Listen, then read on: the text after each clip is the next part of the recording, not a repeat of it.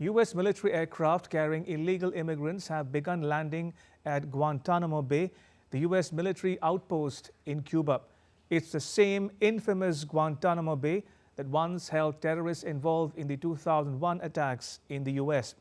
We revisit Guantanamo's makeover from being the centerpiece of George W. Bush's war on terror to Donald Trump's war on migrants.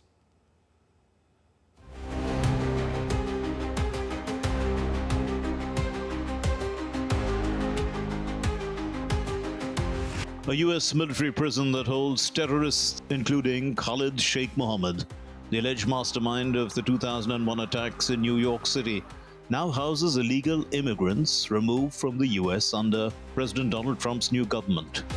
The first U.S. military aircraft carrying 10 illegal immigrants landed in Guantanamo Bay on the 5th of February. The detainees were all in handcuffs. The U.S. government declined to say whether women, children, or families would be held in Guantanamo. The flight capped a flurry of activity by the Trump government starting on 29th January, with his signing a bill into law that allows the pre-trial detention of undocumented migrants charged with theft and violent crime. The Laken Riley Act was Trump's first piece of legislation since he returned to power.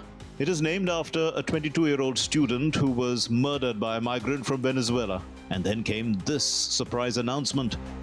Today, I'm also signing an executive order to instruct the Departments of Defense and Homeland Security to begin preparing the 30,000-person migrant facility at Guantanamo Bay. Most people don't even know about it.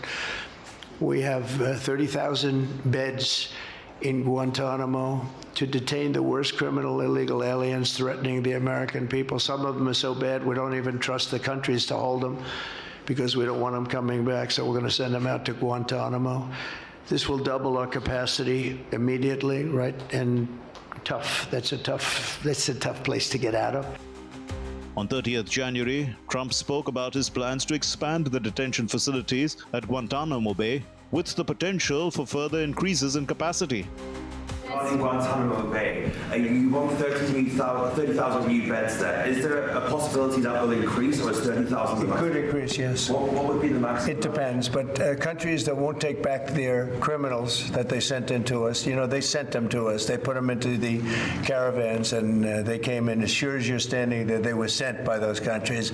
Then they're going to be met very harshly with sanctions, etc. And when are you hoping to have Guantanamo Bay, this new facility, up and running? It'll be up pretty quickly. How much do you think it's going to cost? Not very much. A lot of the structure is already there, as you know.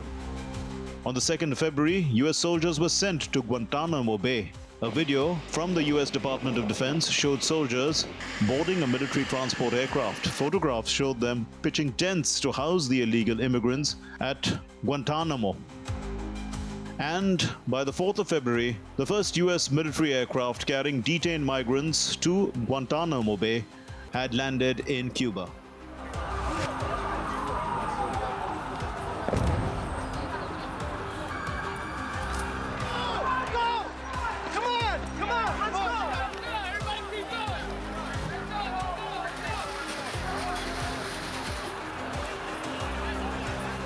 The Guantanamo Bay Detention Center, or GITMO as it is called, was set up after the 11th of September 2001 terrorist attacks in the United States to deal with prisoners who were termed enemy combatants and denied many U.S. legal rights. It has been used to indefinitely hold detainees seized during the wars and other operations that followed. It is located on a U.S. naval base in the southeastern tip of Cuba. The U.S. had leased it from Cuba under a treaty dating back to 1903. Guantanamo houses several accused plotters of the 2001 terror attacks on the United States, among them the self-proclaimed mastermind Khalid Sheikh Mohammed. Its inmates also include the man accused of masterminding the attacks on the U.S. warship in Yemen, Abdul Rahim al-Nasiri. He was captured in 2002 and transferred to Guantanamo in 2006. The prison is notorious for torture and human rights abuses. The conditions at Guantanamo Bay have prompted consistent outcry from rights groups. The UN experts have condemned it as a site of unparalleled notoriety.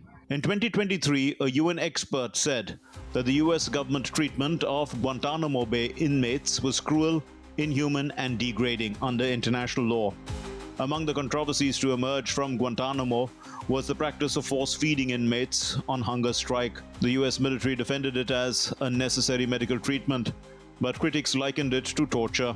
Dubbed enteral feeding, the process involves inserting a tube into an inmate's nose and into his stomach, then pumping in liquid nutrient. The former US Presidents Barack Obama and Joe Biden both sought to close the facility, but the US legislature has opposed efforts to shutter Guantanamo, and it remains open to this day. Trump has vowed to keep the aging military base open. Thousands of undocumented migrants have been arrested since Trump's inauguration, including some accused of crimes. An unknown number have been repatriated to Colombia, Mexico, Guatemala, Brazil, and other countries, and Trump has vowed to expel millions.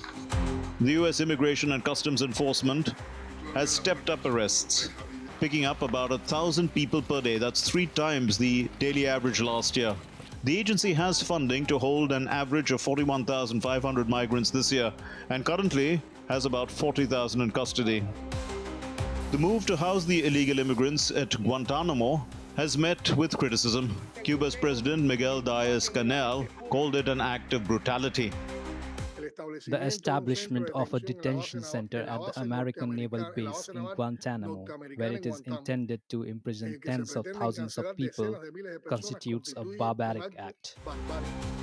Mexico said that it will not allow the US to send Mexican migrants to Guantanamo Bay and prefers to receive them directly instead. Let's see, on the topic of Guantanamo, I can say that no Mexican will go there under any circumstances. Since we heard the news, we sent to the US Embassy a diplomatic letter precisely saying that we will receive every Mexican who wanted. But US Defense Secretary Pete Hegseth described Guantanamo as the perfect place to detain migrants whose home countries refuse to take them back. This is a temporary transit, which is already the mission of Naval Station Guantanamo Bay, where we can plus up thousands and tens of thousands if necessary to humanely move illegals out of our country where they do not belong back to the countries where they came from in proper process.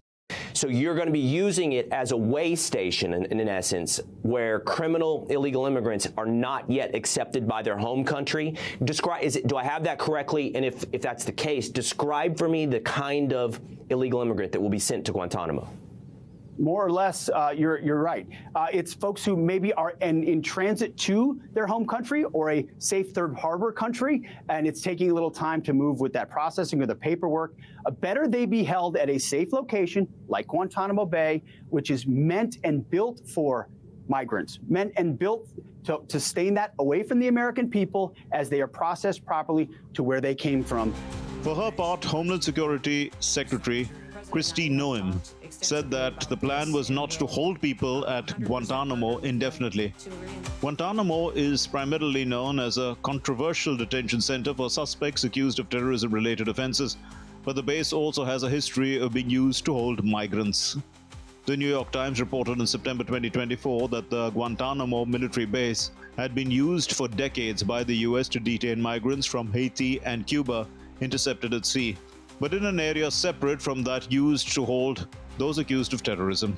The newspaper reported that 37 migrants were held there from 2020 to 2023, but that could increase dramatically following Trump's announcement of the roughly 800 people held at Guantanamo since 2002.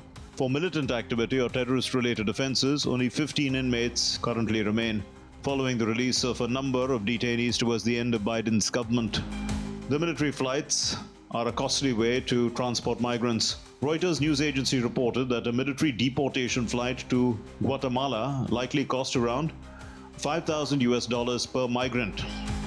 But this has not deterred Trump from turning to the military to help carry out his immigration agenda, including sending additional troops to the border using military aircraft to fly migrants out of the United States and opening military bases to help house them.